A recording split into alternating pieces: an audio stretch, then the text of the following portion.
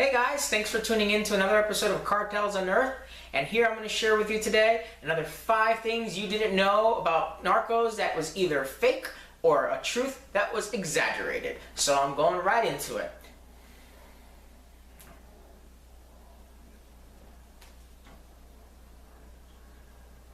Hey guys, thanks for joining me on another episode of Cartels Unearthed, and today I'm telling you another 5 things from the show Narcos that you probably thought were real, but turned out to be fake, or you thought were real, but they're just really exaggerated truths. So here we go. First off, Judy Moncada.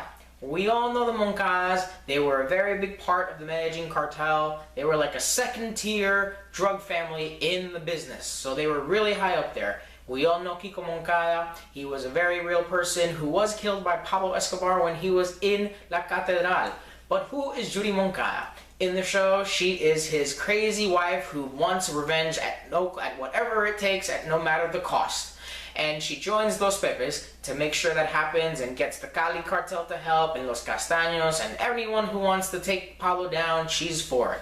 But in reality, there is no such thing as Judy Moncada. His wife, in real life, pretty much what she did do was report to the government and the police that her husband went missing, and that the last thing she had heard from him was that he was going up to visit Pablo in La Catedral. But other than going all crazy and chasing him down and joining Los Pepes, really don't know if that really truly happened or not. It could have, it might not have, but as far as the person Judy Moncada, there's no such thing as Judy Moncada in the history of the Medellin cartel. Same can be said about Coronel Carillo. We all know him as the colonel who was playing dirty and didn't care what rules he had to bend to take down Pablo Escobar and get to him. Afterwards, it got a little too crazy for the government and they sent him away to Spain, only to bring him back a couple of years later. And we'll see him how he urinates on the mural of Pablo Escobar, and eventually Pablo ambushes him and his brigade and kill him. In real life, there's no such thing as a Coronel Carillo. There was never a Coronel Carillo. It's not part of the history of the Medellin cartel or the wars against the Medellin cartel. The only person who is real in that sense is Coronel Hugo Martinez, who was the original member, colonel in charge of the search block when it was established in the early 90s to chase Pablo Escobar.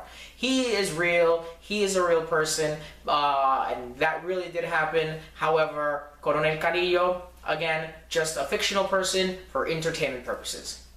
Another person who turns out to be fake, and I've heard quite a few people tell me that they really believed it was a real person, was the person we all meet at the first episode in the first few scenes, La Cucaracha, the cockroach. According to the story in Narcos, he is a drug trafficker in Chile, and the new government, Pinochet, kills all drug traffickers. He survives and gets away and brings this brand new product and introduces it to Colombia and the smugglers of Colombia. Well, that story is false. First of all, there's no need for anyone to introduce cocaine to Colombia at any point in its history.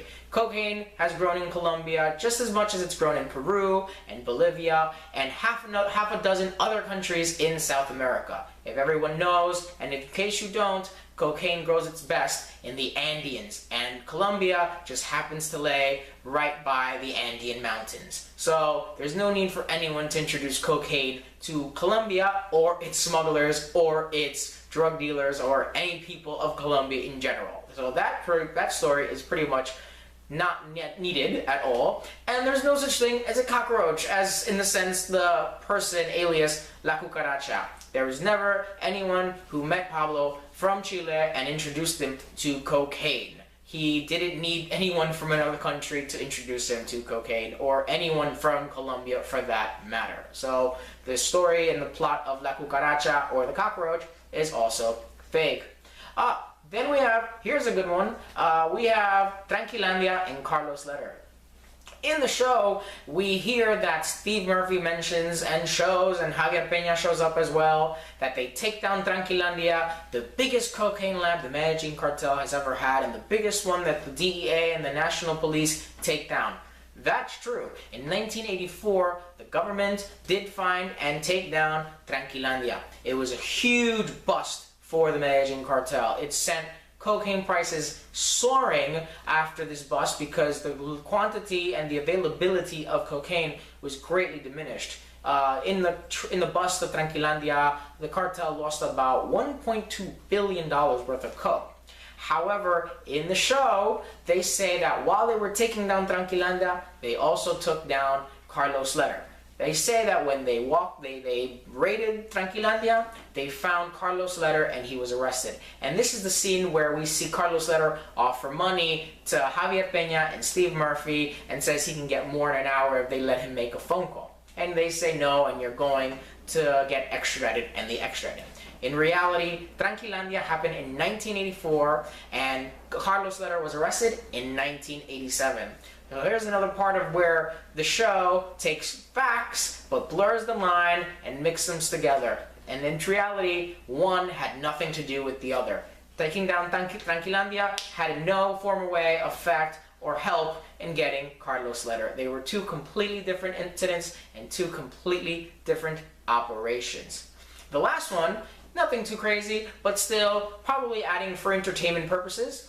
In the show, during most of the first season, if not the whole season, we see that the American ambassador is a woman. In reality, there was no American ambassador that was a female in the 80s or 90s. Eventually, the U.S. did have a female ambassador to Colombia later on, if I'm not mistaken, around 2000. But during the time of the cocaine wars with Pablo Escobar and the Medellin cartel, there was no female ambassador to Colombia from the U.S. Probably just another one of those plots they had to fill, and they put a woman in there just to mix things up a little bit. So there you go, guys. Another 5 things that you probably didn't know, and maybe you did. If you didn't, well, now you know. Don't take these shows for granted. Don't take them to heart, more like it. Don't believe everything they say. They're great fun, but a lot of their things get blurred between entertainment and history, and in between is that blurred line that unfortunately screws with when people think things really happen a certain way, but they really didn't. Thanks for watching, guys, and stay tuned for more. Comment, like, subscribe. Love to see what you guys think. I know you guys are always commenting, so keep it up. I appreciate it. And thanks, guys. I'll catch you guys on the next one. Take care.